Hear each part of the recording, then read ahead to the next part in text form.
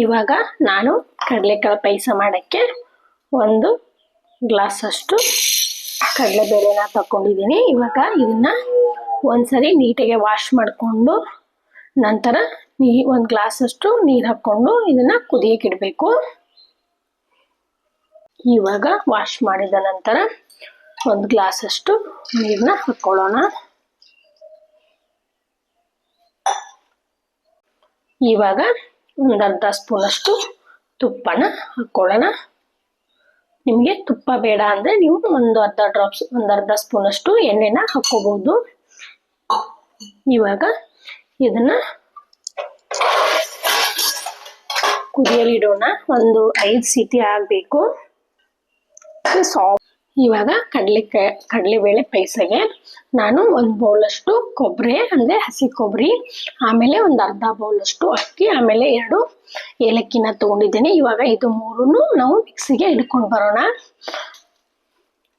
ಇವಾಗ ಕೊಬ್ಬರಿ ಹಾಗೆ ಅಕ್ಕಿ ಮತ್ತು ಏಲಕ್ಕಿನ ಇದಕ್ಕೆ ಮಿಕ್ಸಿಗೆ ಹಾಕ್ಕೊಂಡು ಇದನ್ನ ನುಣ್ಣಗೆ ರುಬ್ಕೊಂಡು ಬರೋಣ, ಪೇಸ್ಟ್ ಥರ.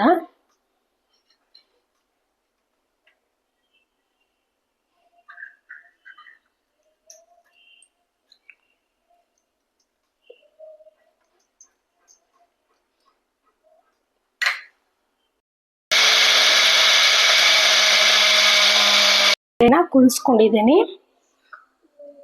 ಸಾಫ್ಟಾಗಿ ಈ ಥರ ಸಾಫ್ಟಾಗಿ 1-2 ಗ್ಲಾಸಷ್ಟು ನೀರನ್ನ ಒಂದು ಪಾತ್ರೆಗೆ ಹಾಕ್ಕೊಳ್ತಿದ್ದೀನಿ.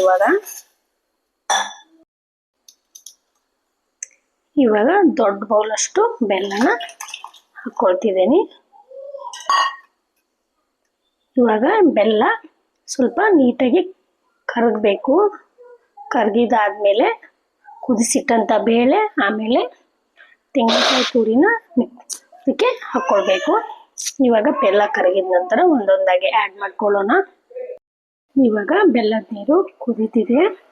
ಇವಾಗ ನಾವು ಕುದಿಸಿಟ್ಟಂಥ ಬೇಳೆನ ಇದಕ್ಕೆ ಹಾಕ್ಕೊಳ್ಳೋಣ.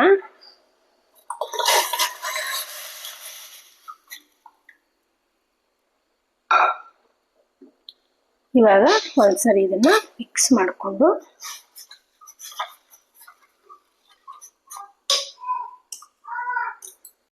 ಇವಾಗ ಕುದಿಸಿಟ್ಕೊಂಡಂಥ ಕಾಯಿ ತುರಿನ ಇದಕ್ಕೆ ಹಾಕ್ಕೊಳ್ಳೋಣ.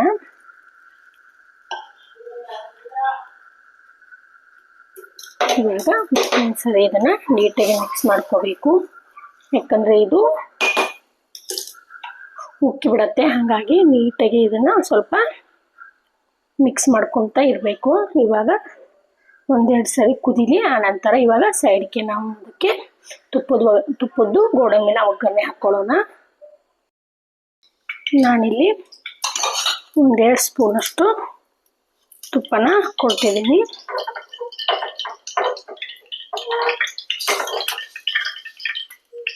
ಇವಾಗ ಗೋಡಂಬಿಗಳನ್ನ ಪೀಸ್ ಮಾಡಿರುವಂಥ ಗೋಡಂಬಿನ ಇದಕ್ಕೆ ಹಾಕ್ಕೊಂಡು ಸ್ವಲ್ಪ ಫ್ರೈ ಮಾಡ್ಕೋಬೇಕು.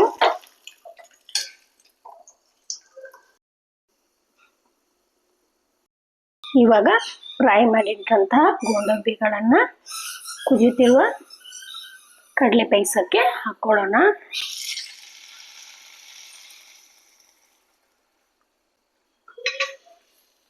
ನೋಡಿ, ಇವಾಗ ಸ್ಮೆಲ್ಲು ಚೆನ್ನಾಗಿ ಬರ್ತಿದೆ. ಏಲಕ್ಕಿನ ಹಾಕಿದೇವಲ್ವಾ, ಆ ಸ್ಮೆಲ್ಲು ಹಾಗೆ ತೆಂಗಿನಕಾಯಿ ತುರಿ ಸ್ಮೆಲ್ಲು, ತುಪ್ಪ ಸ್ಮೆಲ್ಲು ಚೆನ್ನಾಗಿ ಬರ್ತಿದೆ.